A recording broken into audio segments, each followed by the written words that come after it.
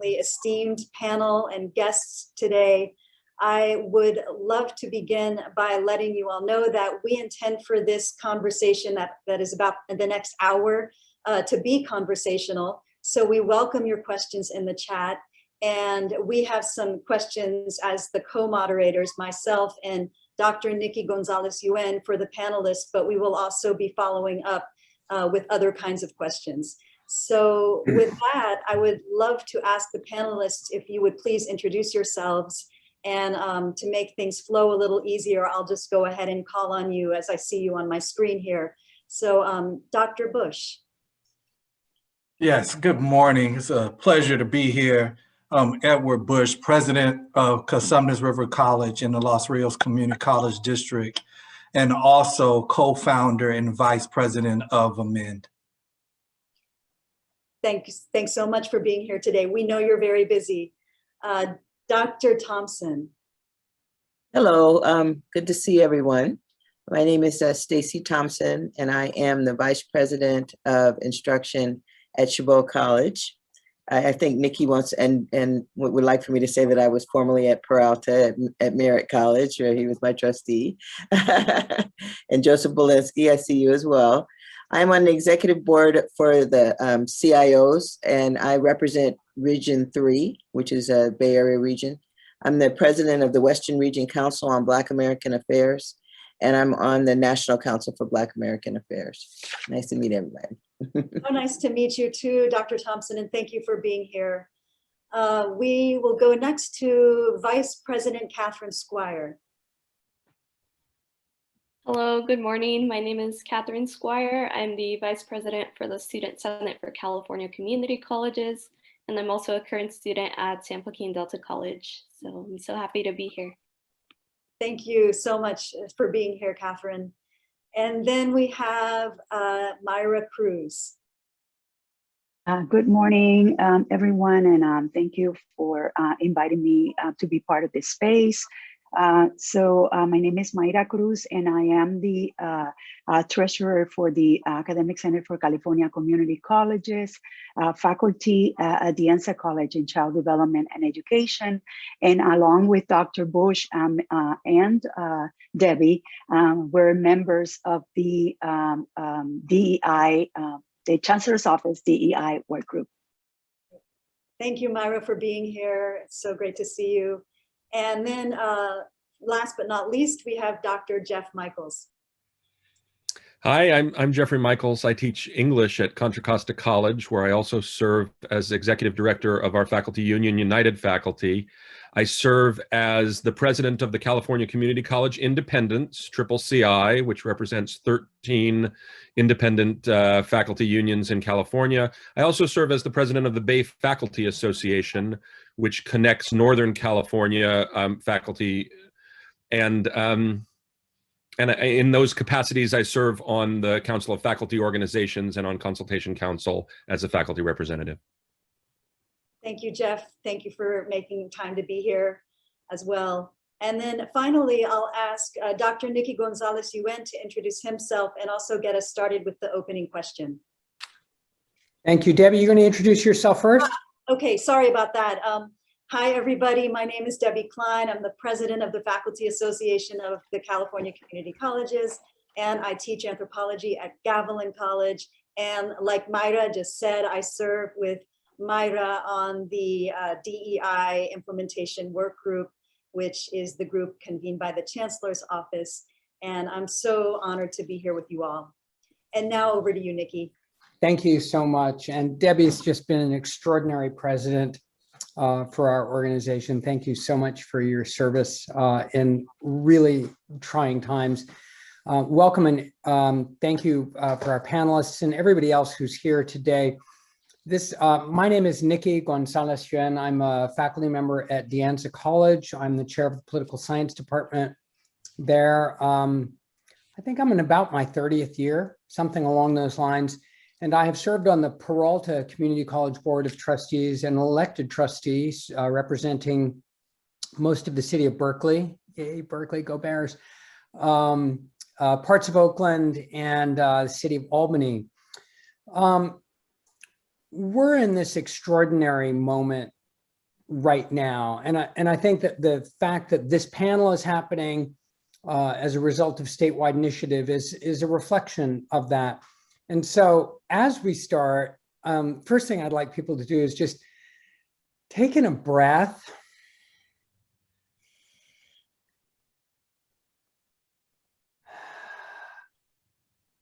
And let in the air of victory. Because in some ways this panel and the statewide initiative is a little bit of a hint of that victory. We're not there by any stretch of the imagination, but we're not there. But that moment of breath gives us a little opportunity to imagine. And so the first question that I'm going to ask is just we didn't prep you for it when we were doing the prep. So this is like kind of like one of those Rorschach tests, you know, like the spontaneous thing. And I'm going to ask everybody who's here watching as well to just put in the chat. If you just let yourself breathe freedom for a minute, if you could let yourself breathe freedom for a minute, for each of the panelists in 30 seconds, what would a liberated world look like? What would a world look like without racism? What would a world look like without sexism, without colonialism, without oppression, just as a starting place so that we set the baseline? Because I think probably most of the people in this room have decades of experience doing liberation work. We do it in these constrained spaces in our particular roles. But if you let it go and you could say, ooh, that's what it would look like. What would that look like? We're just going to do a quick round. It'll take about a minute and a half, 2 minutes, something like that. Dr. Bush, 30 seconds, freedom, liberation. What would that look like? Yeah, I mean, that's a deep question, Nikki. That's to throw out at us, but it is the appropriate question. To me, freedom and liberation is what all this work is about. It's a combination of our effort. And if I had to boil it down to one word, I would say it's justice. Then it's also my children's ability to reach their full potential without having any artificial barriers or constraints to tell them something that they're not. Thank you very much. Mayra, Cruz. So that is a really profound question and request, Nikki, and thank you for doing that. And so I think that for me, it wraps it up in one word. It's decolonization, decolonizing self and decolonizing our institutions and systems. Lovely. And I'll just again reiterate for people who are participants, not panelists, drop it in the chat. You know, your picture of freedom. Jeffrey Michels. Yeah, I'm trying to think how to say this without crying. You know, I'm always struck by people's ability to create fabulous opportunities and experiences for one another. In an earlier life, I owned a Mexican restaurant in downtown Berkeley, and we had live music and poetry readings. And I think I just recently returned from Oregon and walked into an area where there were 30 of those little carts, each selling food from different areas, and there were lights lit up. And even though it's COVID, people were wandering around. And I imagine a world, I guess, where there's no economic barrier to enjoying what we are capable of creating in terms of community with one another, where we're making music and we're making food and we're teaching and we're reading and we're interacting on a cultural level with just complete freedom and interconnectivity. I think we're capable of creating those worlds, even in our colleges. I'd like to see us create those worlds. So excellent. That's my vision, I guess. Thank you. But when Dr. Bush mentioned his children, that's what I want for my kids. That they just can open their eyes and turn in any direction and feel welcome and included. Lovely. Stacy Thompson? So I was just thinking about it. It is a heavy question to throw out there, but I will say that the first thing that comes to my mind is that would be no war. That if you think about it, that's a lot of what war is about. Is one race trying to dominate another. And so that would be a world think about, to not have war, to, I believe that people are inherently good. They're born good. And that definitely would be a reflection, would be reflected in our societies. It's not now. We've sort of learned to be bad. We're taught to be racist. We're taught to be sexist. So if we don't have those pieces and we are innately good people, I think that the place would be world would be a much better place. No war. Thank you very much. And Katherine Squire, Vice President of the largest student senate in the country. Can we hear your thoughts? Thank you. Yeah, that I agree. That is a really heavy loaded question, but I think your question immediately made me think of my mother, and she actually was a community college student not long ago, and she actually dropped out, wasn't able to do it because of COVID and financial constraints. So to me, you know, for me personally, it just hit really personally, because I think for me that world looks like one where she is able to get a degree, get an education without having any financial constraints or worries of raising a family as a single mom. So yeah, that would be my answer. God, I love that. Education is freedom. Education is liberation. Back to you, Debbie, and if you want to respond, I think that would be lovely. Oh, thank you, Nikki. I have so many thoughts. I share the visions all of you have just given us. Love, peace, and no war. And what if our system was funded at $32,000 per student, like the UCs are? We right now, we're funded at $5,500 a student. We have the most, we should be getting that funding for our students.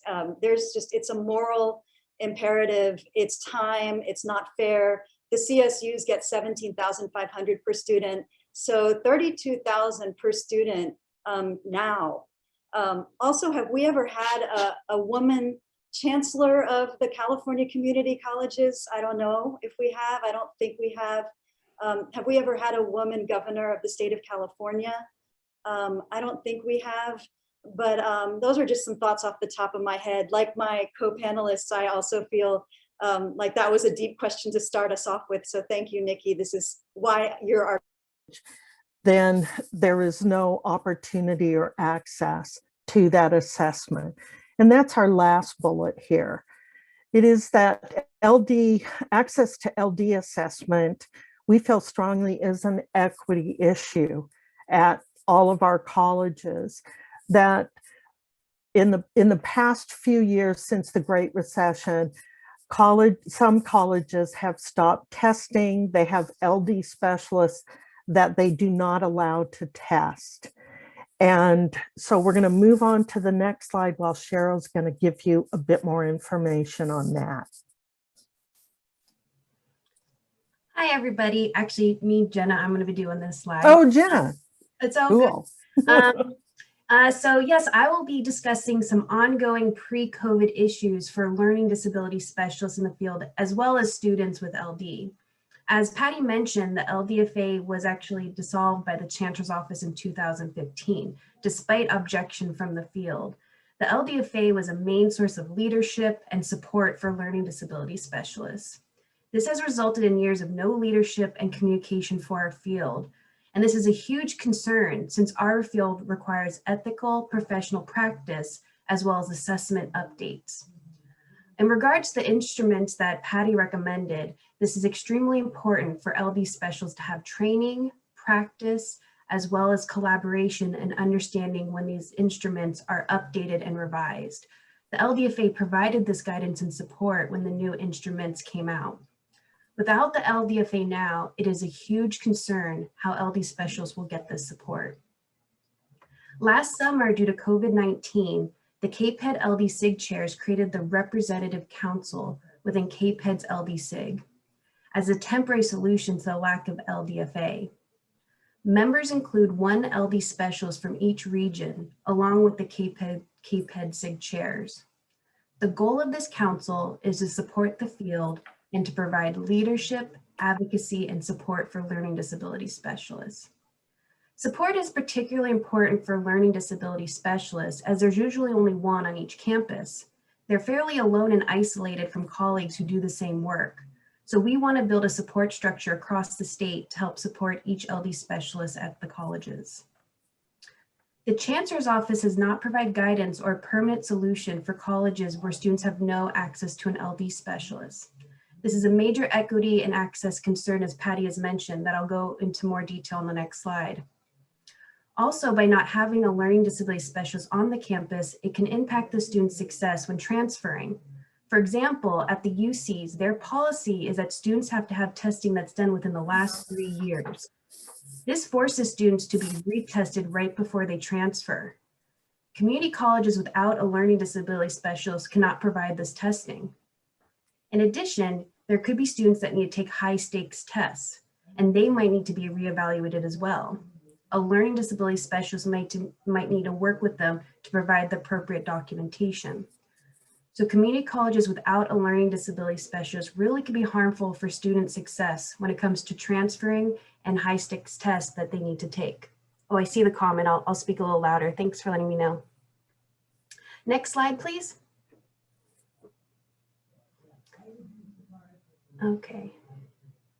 Now I'll talk about the next concern when it comes to ongoing issues during COVID.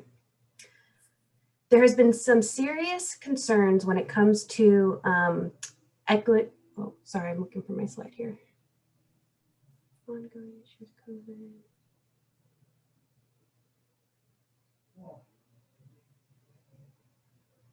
Okay. There are some serious equity and access issues. I think I skipped 2 slides, so I okay, think I was like, I'm back 1. Sorry about that. There we go. That makes sense. Can you go back another one? Yeah. Okay. So, oh, go forward one. Okay.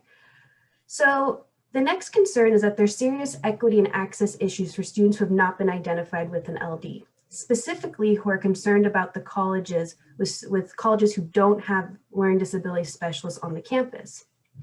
And if there's an LD specialist, but they're not allowed to test. So to clarify, it's very important if there's an LD on campus, we really do want them to do testing. And if a college does not have an LD specialist, there's some concerns around that.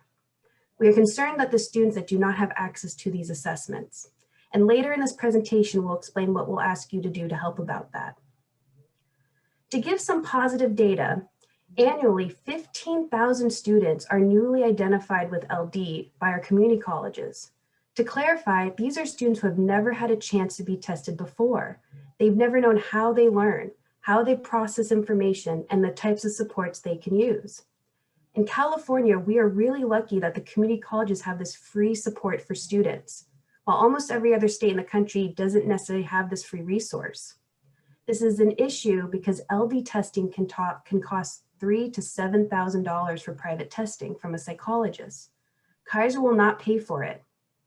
I met with a student on Wednesday who had asked Kaiser for a learning disability assessment, and she was told that's an education issue, as if Kaiser doesn't need to help students when they're having difficulty learning due to a disability. Most insurance will not pay for it. I myself have a learning disability, and I had to get tested 3 times in order to get supports throughout my college, my educational career. Each time was $3,000.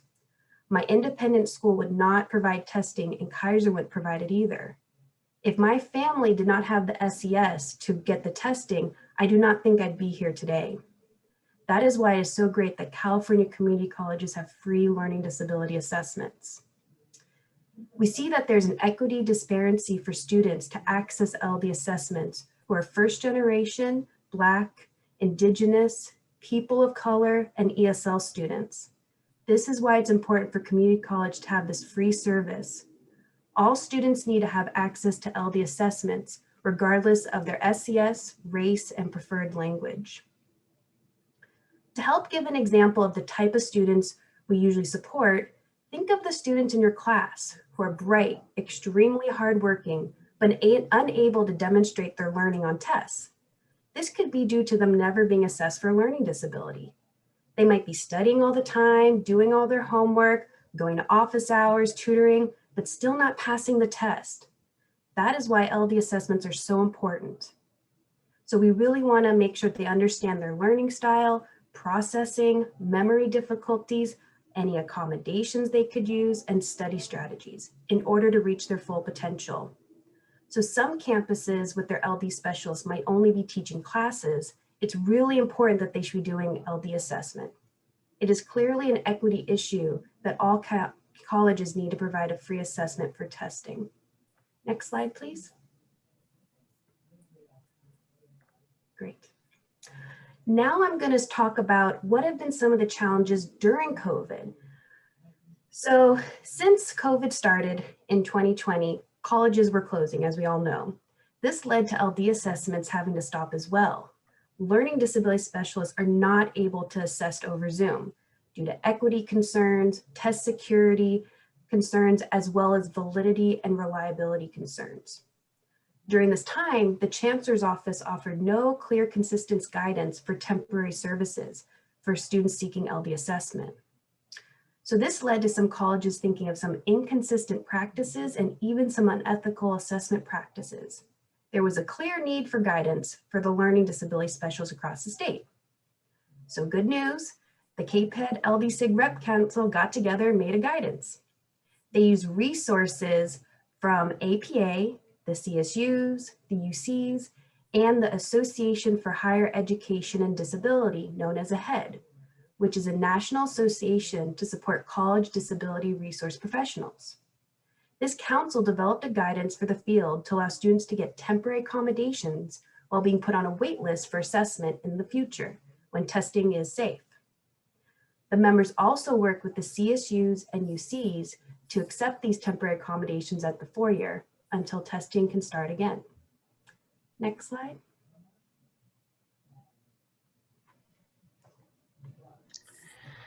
Hi, everybody. I am going to talk more about the statewide DSPS issues in general. So Jenna and Patty have been focusing specifically. And also having some personal accountability to interrogate ourselves and our everyday practices to see to what extent are we actually upholding some of these racialized notions and ideas. So I think it's both. But why centering structural racism is important, because it offers us an explanation as to why we see the outcomes as we see it. And it removes this idea from kind of this victim blaming that occurs. So for example, for the sake of this conversation is, why aren't there not more faculty of color in the community college system? And so oftentimes those responses, well, there's not enough qualified folks in the pipeline. It's an issue that usually seeks to offer explanation of why Black and brown folks have been unable to successfully navigate a particular system in order to achieve outcomes, and losing the context of structural racism in that, right? Is that there is a reason why there are not, right, Black faculty and brown faculty in our institution. There's a reason why Black and brown students are not achieving at the same, that has nothing to do with those communities and everything about the structure and the marginalization, and even in some ways in which those communities have been intentionally preyed upon through state sanctioned violence and subjugation. And so structural racism offers a contextualized frame of understanding then also what type of solutions that we need to put forward to remedy it.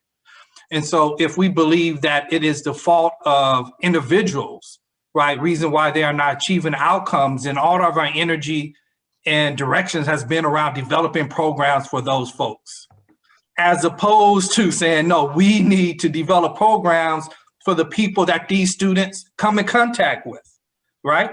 Or who's on the hiring committees. And so I think it gives us a frame for examination, analyzation, then most importantly, a frame for offering appropriate remedies and solutions. Jeffrey? If I may add, a very important aspect of this work for me is about, I guess, as a child development person and a developmentalist, I think about root causes, no? And I think about how do we actually begin to actually dig deep into root causes. And structural racism is the concept that allows us to actually dismantle and reconstruct or rebuild. And so it is important that we're very clear that we have an opportunity in this movement, not the moment, but the movement that we have, that we create the kinds of interactions, whether individual interactions as well as group interactions, interactional interactions, to facilitate the interrogation of all those different pieces that have been part of the fabric of a racist system, a racist higher education system. Jeffrey Michels. Yeah, I think just to add on to Mayra and Ed's points as well, I think it's definitely both. And I think it's important to recognize that, our education system and also a lot of other institutions were not originally built for students of color and other minority groups. Students, we feel that in the classroom every day, both on a more institutional level and also at on an individual level. We struggle to connect with professors, connect with course material, and also find resources and navigate campus. So I think that's why it's really important to see it as structural, because now we kind of have to dismantle what was not built for our students in the first place and make our institutions now look like what our students are today. So I think kind of that historical aspect is really important to recognize as well. I would also echo what Barbara Ransby said quite eloquently today, which is that once we understand that racism is structural and that the outcomes that we get suggest that what we are doing is not working for communities of our students, we have an individual responsibility to disrupt that. It's not enough to say that I'm not racist and my intentions aren't racist. We're by and large a progressive group, faculty, administrators, staff at community colleges. We work in a diverse environment. And I don't think a lot of people self-identify as racist. But the issue is that we have to be disrupting racism, that the default, she said this morning, the default, if you're not actively working to diversify your curriculum, to look at disaggregated data in your own teaching, to address the ways in which students can't connect with us or don't connect with us, or we don't provide the kinds of mentoring opportunities that students need, if you're not working on that in your individual contribution, then you are perpetuating a structural problem. So the focus away from individual intent to structure seems really important to me. And just two other points that I would make. One is, I think, Debbie, you hit on it. If you want to look at structural racism in California, by far the biggest element is that UC students are getting 5 times the funding that community college students are getting. And what is that funding paying for? And the answer is smaller class sizes, full-time faculty that are more engaged with the curriculum, and mentoring opportunities for students, so that when students do make connections with faculty, how much control do those faculty have over the curriculum they're teaching? How accessible are they able to be? I think all of that contributes to problems in addressing some of the outcomes and equity gaps that we have. And lastly, without meaning to harp on it or carp on it at all, because I don't want to distract us, but I was invited to participate in this panel, I think, partly as a faculty labor leader. And I would point out that I completely agree with Dr. Bush's assertion that everyone has to be at the table and that we need to be collectively engaged in finding solutions. And a lot of the conversations at the Council of Faculty Organizations and among faculty leadership has been that there is no labor office task force on DEI, and that we've sort of been participating a little bit by proxy. And I think that's unfortunate, because I do think a lot of the solutions have labor components in terms of who we're hiring and how we're evaluating faculty and stuff like that. So I want to just jump in from the perspective of a CIO. And at the time when the movement started with George Floyd and Breonna Taylor's murder, and the whole conversations around looking at yourself, looking at your institution and making decisions about how you can be anti-racist. This, myself and a few of the other CIOs, of which there are only 8 in the state, and with 116 community colleges, there are only 8 vice presidents of instruction. So that says something in itself, and we call that out, that there are far more folks of color and Black folks on the student services side. And when we called it out to them, to our colleagues, and said, you know, what is it about being a CIO that Black people aren't considered to be, you know, smart enough, good enough? What, you know, what is it that's in that barrier that's keeping Black people from becoming CIOs? And as a result of that conversation, and it was a long conversation, it was a hard conversation, because as you've all, you know, as you know, folks in higher ed, community college, they all fashion themselves to be anti-racist. You know, I'm not racist. That's not why. And so once you called it out and asked, well, what exactly are you doing to support, you know, your faculty or your deans who might be considering becoming CIOs? And do you know, have you done anything to support that group of folks? And so as a result of that, in terms of instructional change, we have moved forward with, from the one of the things from the DI group is to have a year-long Deans of Color Institute, similar to ACA. And something more immediate that we have done that started just last year in October was to have an African American Leadership Institute that was co-sponsored by the National Council on Black American Affairs, the statewide CIOs, in the Chancellor's office. And we had 50 participants at the first time we had our conference was again in October, 50 participants. And so, you know, when you call it out, it's not enough just to call it out. You got to call it out and then follow up with some action in order to move forward. So thank you very much, Dr. Thompson. So as we enter into this discussion about power and participation, I think it's really important that we then now dig in and see what that looks like, because so much of the outcome is then going to be determined by who's at the table, the distribution of power. Critical part of addressing structural inequality is the empowerment of the people, the very groups of people who've been systematically marginalized by racist structures. Within the community college system, then, we have to note that about 70% of our students are students of color. The SSCCC is an incredible organization. If you just follow the trajectory of this organization, the growth and the power of this organization statewide over the last decade has been phenomenal. A lot of great work going on there. Katherine Squire, SSCCC has a really bold set of proposals that prioritize student power and representation across a range of institutional structures. You all have been doing really groundbreaking advocacy work around student basic needs and the cost of college.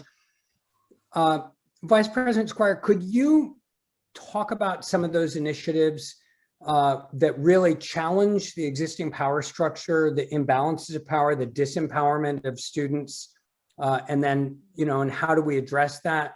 And then how have they been received? What kind of progress are you making? Katherine Squire? Definitely. Thank you for that question. And I mean, you're right. A lot of the work that we're focusing now is making sure that our community college system is really reflective of the student and the idea of designing with the student in mind.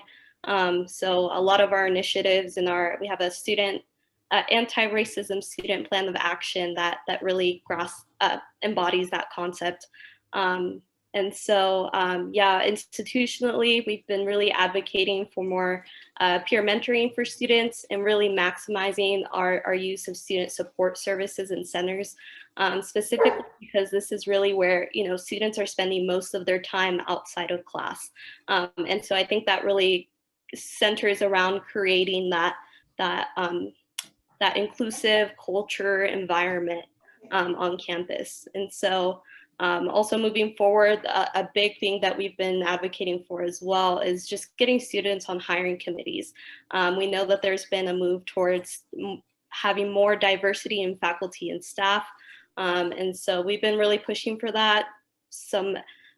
Encouraging colleges to take informal or formal practices to put their students on hiring committees, just because we know that that perspective is really important.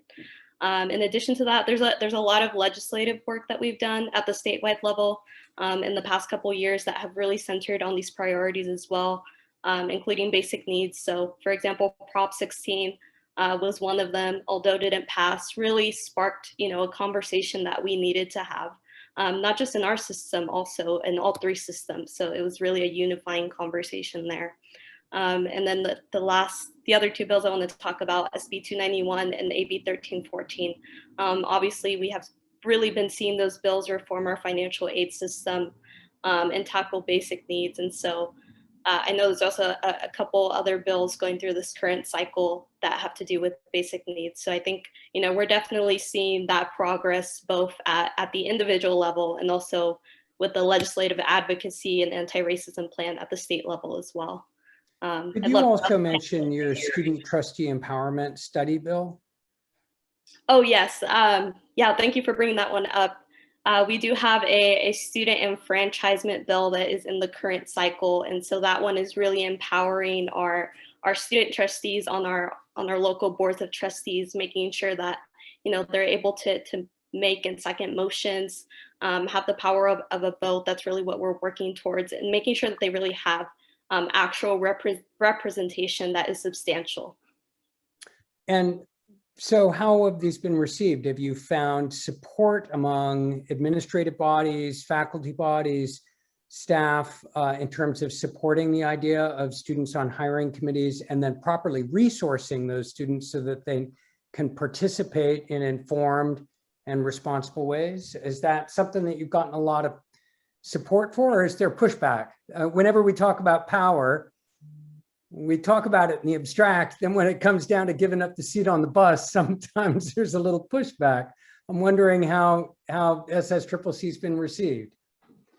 Right, definitely. There's definitely been both some pushback on hiring committees in the sense of, the legality of it. We did have a legal opinion drafted, and we asked for a legal opinion that says that students can sit on hiring committees.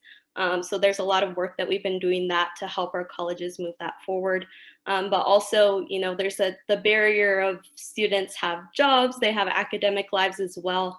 And so we've really been pushing for also those students who are sitting on hiring committees or participating in some manner to get compensated for their time, just because I think that all goes back to, students don't really have the time to be participating, to be involved because of a lot of financial constraints. So yeah. So before we pass on, I'd love to just give an opportunity for other panelists to chime in on this question of student empowerment and structural change. What is it that's happening in the rest of the system among your constituent groups to support students in this work, or do you think it's not a good idea? Just trying to have a real conversation here.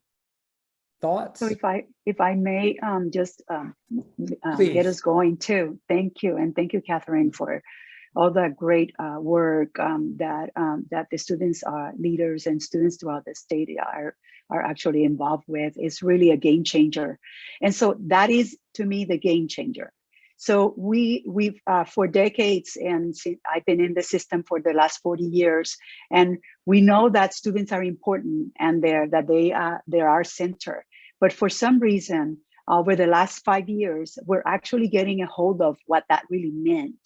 And I'm seeing it certainly in these past 3 years, even more. We are very clear that the center of our universe are our students, that the focus is our students.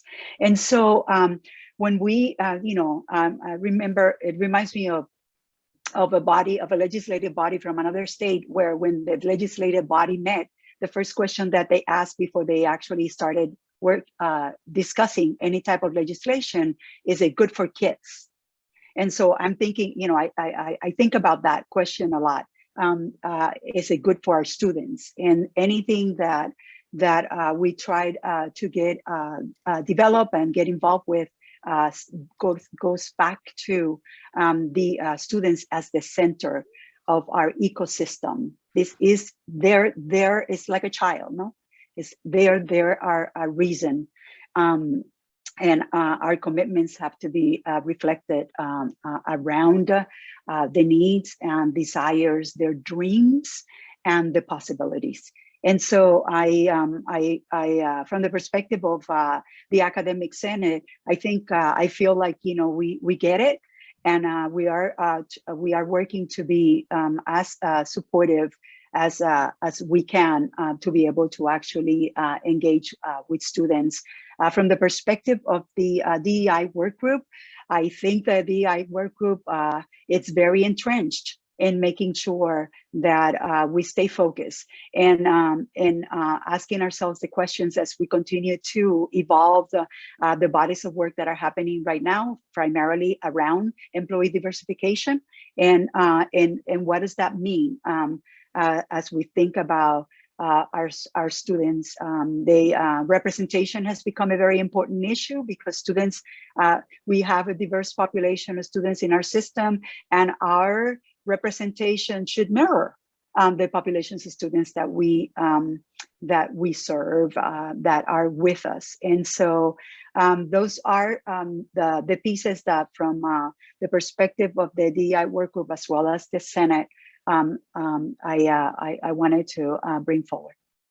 Thank you. And just before we pass on, Dr. Thompson, Dr. Bush, from an administrative perspective, would it be problematic to have students with voting representation on hiring committees, on boards, on other shared governance bodies? No, it wouldn't be problematic, Nikki. If I could kind of step back, but I wanted to ask that question, you know, directly first. No, it wouldn't be problematic to do that. Students have been a part in various ways of hiring practices before, hiring processes before. So I think it's quite possible. But something stuck me in Catherine's initial statements, and then also when Mayra said something about centering. I mean, I cannot count how many times I've been in these conversations since May 26th, right? A lot. And it's a good thing, but it's also frustrating because I think oftentimes there's a hesitancy to operate out of truth. And that prevents us from having some real conversations, right? So our system is not centered on students. It's just not. It is centered on whiteness. And the question is, are white faculty, staff, and administrators willing to give up privilege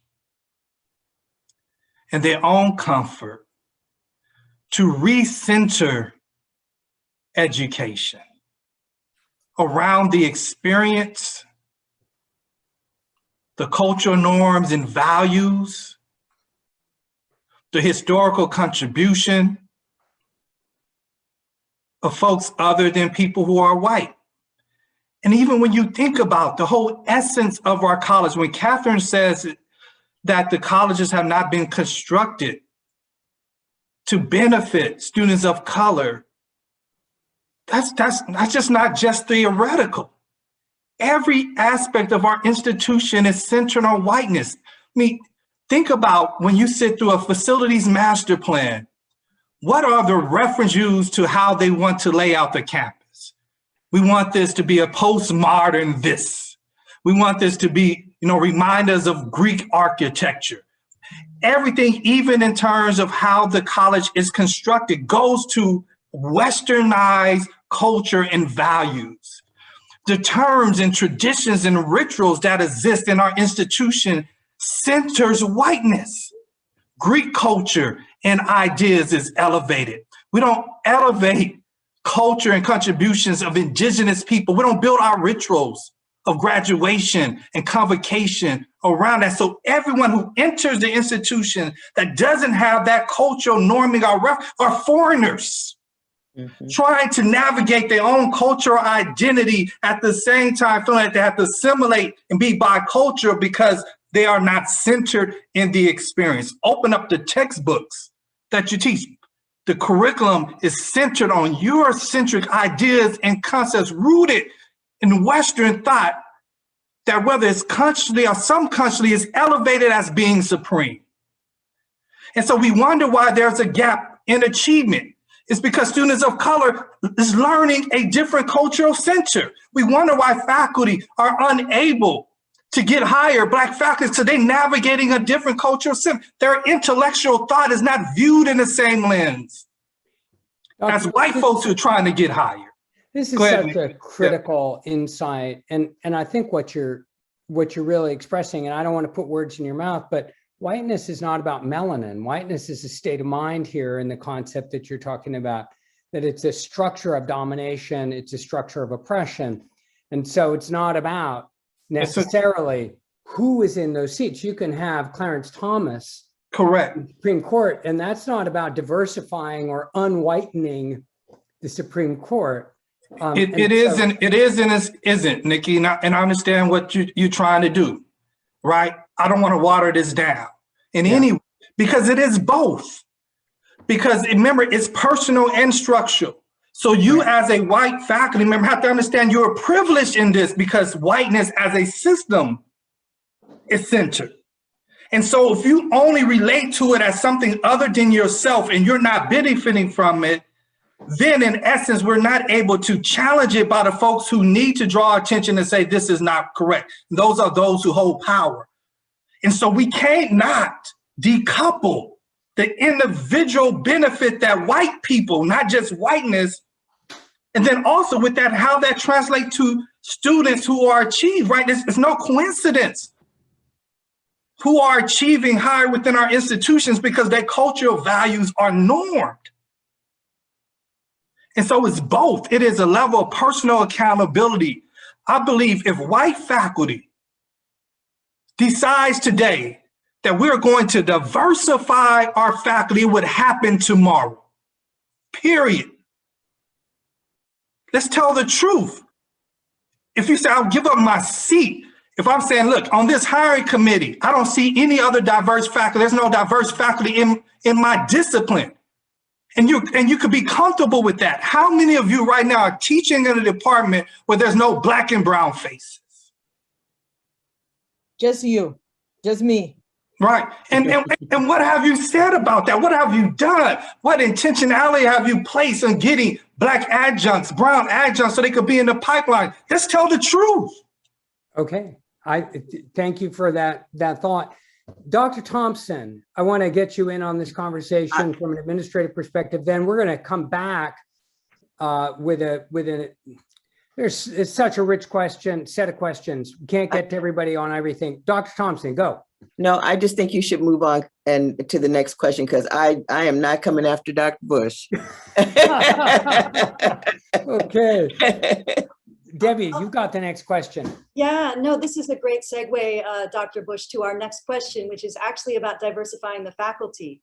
So given what you say is true, which it is, how are those of you on this panel from your perspectives on your campus and your organizations that you represent able to push the conversation about funding the positions so that we can actually do the hiring we know we need to do, and as well as funding the supporting our part-time faculty and their work, because there's other kinds of inequities going on when it comes to not supporting our part-time faculty to do the exact same teaching that the full-time do. So, so this is really a question about, have you been able to reprioritize or restructure local budgets or even do the statewide advocacy necessary to get the funding for those positions we know we desperately need to serve our students, like Katherine has said.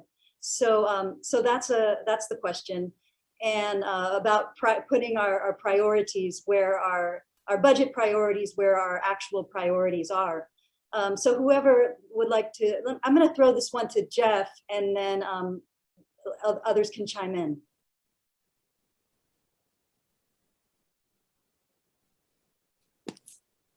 Well, I mean, I think there's a dialogue that has started, and I think that that's valuable. I don't know what the answer is exactly, but I'll share with you some of the discussions that we've been having locally. about how to diversify hiring committees. And we already have students serving on hiring committees in my district. Not all hiring committees, but some hiring committees. And we've been talking about a variety of ideas, including the idea of having standing committees where we very deliberately have a diverse committee group. Maybe it's 10 or 15 faculty members and managers that have been selected that are going to go through extra and advanced training, and they're going to serve as the core hiring group. I think Dr. Bush mentions one of the key problems, which is that there are departments throughout all of our institutions that don't have faculty of color, or that have very few faculty of color. So it tends up being the same several individuals. Maybe there are 3 or 4 Black professors that serve on most of the hiring committees. And then you have some departments where we really want subject area specialists. So I'm in the English department, and in my English department, we have no Black faculty at the moment. We have some faculty of color. We have fairly diverse in some ways, but we have no Black faculty. Shouldn't there be some way to bring others into that committee? And if I do bring others into that committee, I think, again, Dr. Bush had it head on. I'm giving up a certain amount of power, because right now, however you want to describe me and my skin color and my ethnicity, I have power because I am the chair of the English department, and I want to decide who we're going to hire. And the problem with that is that it does perpetuate these cultural norms and the Eurocentric, and what do I value when I'm looking at a background or a degree or experiences. And it's very hard to simply wish your way out of that.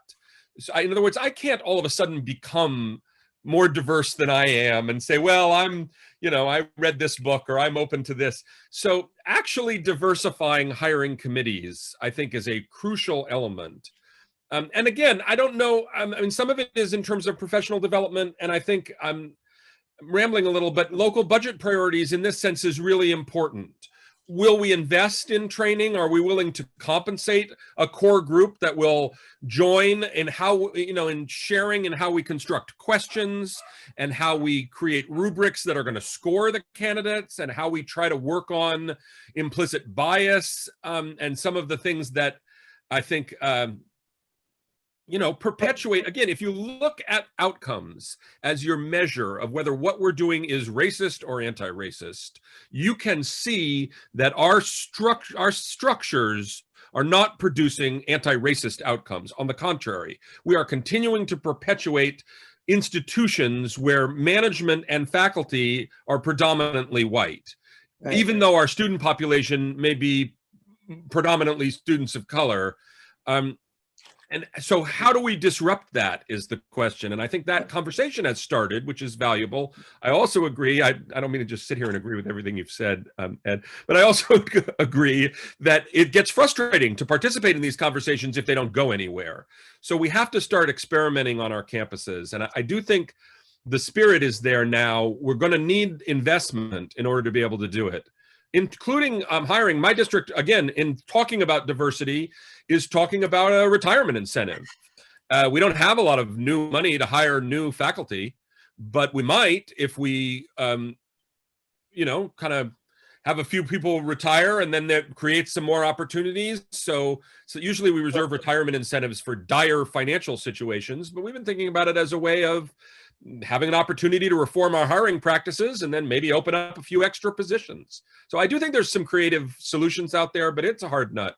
So I just want to just say, okay. I want to jump in on this for a second, because look, my department at De Anza College hired me about 30 years ago. I was the first person of color hired in my department.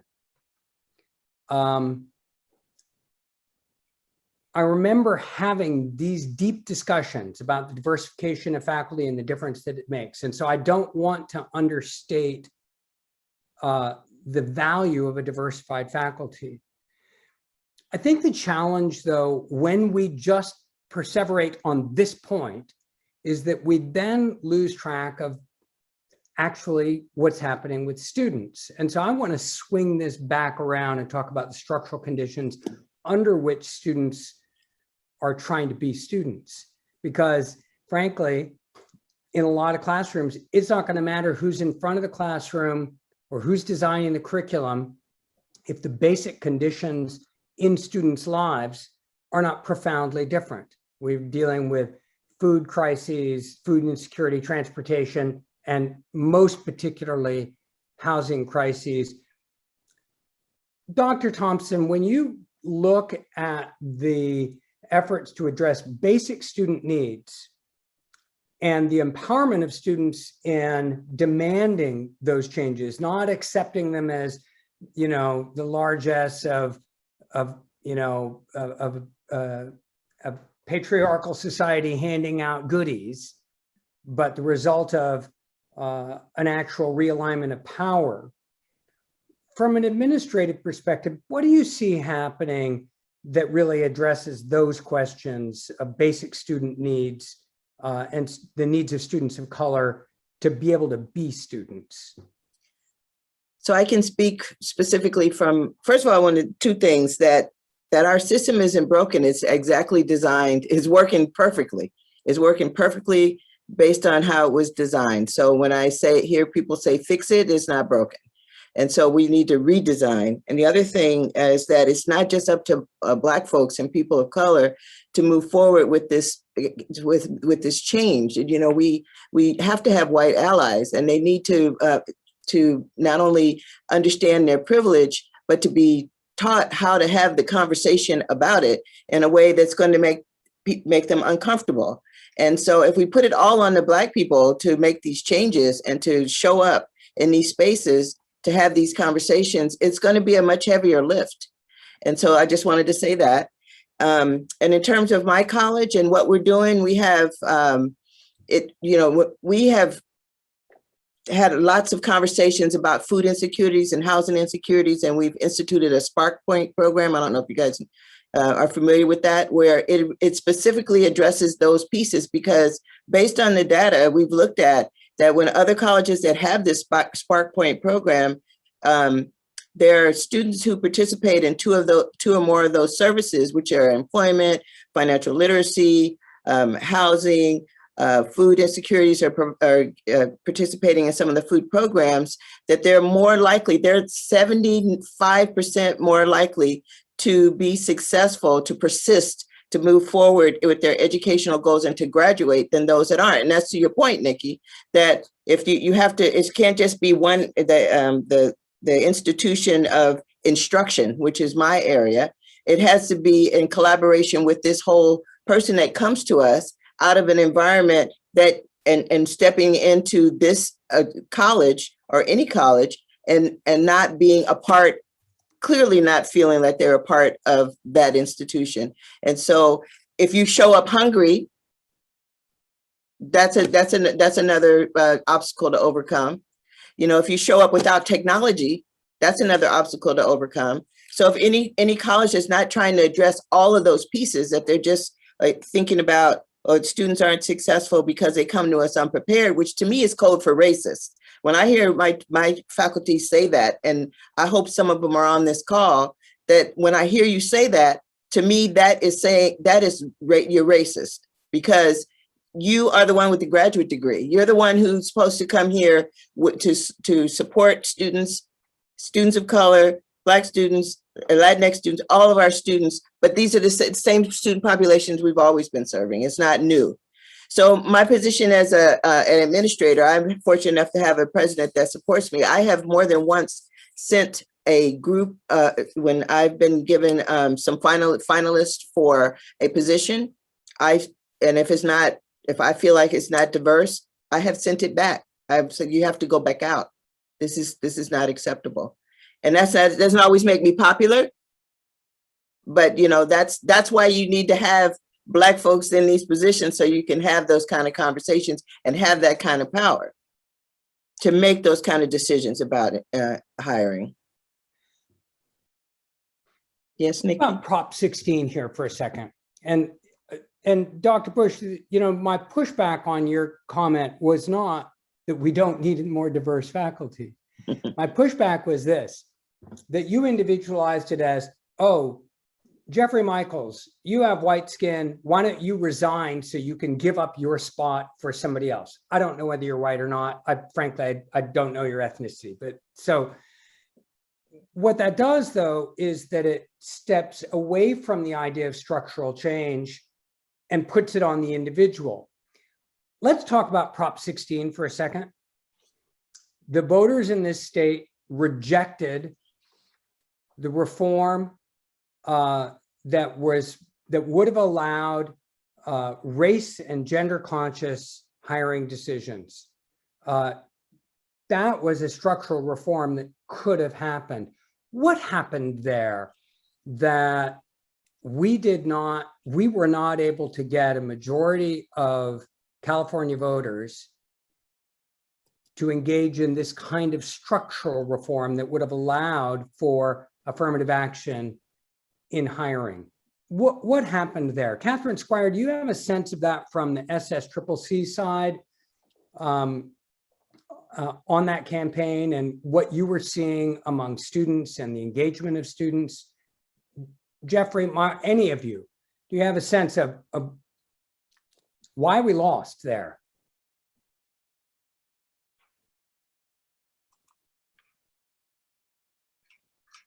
Sure. Please jump in. I think we lost because we didn't run a very good campaign, is Right. the bottom line. And I think we didn't run a very good campaign because we took for granted that we were going to win because we didn't see a well-funded campaign against us. And from a local standpoint, where I engaged in a lot of politics recently, it's very hard to motivate for those statewide elections if there's not a really strong statewide campaign going on. So trying to get my own local faculty where we were fighting over some board seats and we had some local issues on the ballot, I just think that campaign didn't get its act together until the last minute. And unfortunately, there's so much misinformation in politics today that it's easy to scare people into voting no for things that they don't fully understand. And unless you invest the enormous amount of money for statewide campaign in explaining to people so that they do understand, it's really easy to see that fail. Were any of you confident that that Prop 16 was going to pass going in? Were you all like, oh yeah, it's a slam dunk, we don't need to work on this? Because Jeffrey, I'm not sure that that's true. Yeah. So what happened there, do you think? Because I think this is a deep part of the conversation, isn't it? So I know we're getting close to probably our time, but I wanted to say, so I was being attentive and analyzing what was happening in this nation over the past 4 years before the new administration came in, and so the fear, the manipulation, the messaging that was being presented to people and communities all across the nation about our whiteness is being taken away from us. And I'm going back to some of the thoughts that Dr. Bush shared. And so I believe that that piece contributed, and that is a cultural shift. So I think what for me personally, what I think is missing is our efforts in trying to figure out how we actually create cultural change. And it's cultural change as a society, cultural change within our state, cultural change without the construct of our institutions. We're pulling areas, faculty diversification, student support. Sometimes it's being pulled in a way that I believe feels like we're continue to be siloing the effort instead of trying to actually figure it out. How do we actually create the change that is necessary in the people's beliefs and values around inclusivity, around unity, And that hasn't been part of the experience that we certainly have had. And I believe in our past administration, it worsened. And so I think we have a dilemma in our lives as institutions and as a system of how do we actually tackle this cultural change that is necessary, that hopefully will get us to that place that we want to be in order for us to actually pass propositions like Proposition 16. What is it about the structure of racism in our society that makes people fearful of that change? Because it's like this was a vote that seemed like it would have been good for everybody. But Nikki, it goes back to what we were saying earlier and kind of what you and I pushback was. It was this idea of losing power and control. Will the same opportunity be there for my children that was there for me that has been protected in previous generations, right? And so I do want to clarify what you said. I didn't say Jeff should give up his seat as a faculty member. I said if it costs him to give up a seat to being on a hiring committee, and Jeffrey appropriately addressed that, to make space for someone even outside of the discipline who are diverse to be able to have voice. But if I did say that, I wouldn't be wrong. The piece is, right, we're comfortable with Black and brown people sacrificing their bodies, right, to forward progress in this country. So we should be comfortable, even if I asked Jeff to give up his seat, if he identified as white, to say we did that for the sake of conversation, then why is there discomfort in that? My pushback was oftentimes we deal with the fragility of folks at the detriment of folks who actually has been harmed and traumatized by systemic racism. So a call for him to sacrifice something is nothing more than what has been required for people of color in this country. You know, how many bodies have been sacrificed for me to be in the position that I'm in? Thousands of bodies have been sacrificed in order to do that. If we ask somebody to make a sacrifice to give up their job, to give up their seat, I would say that is just.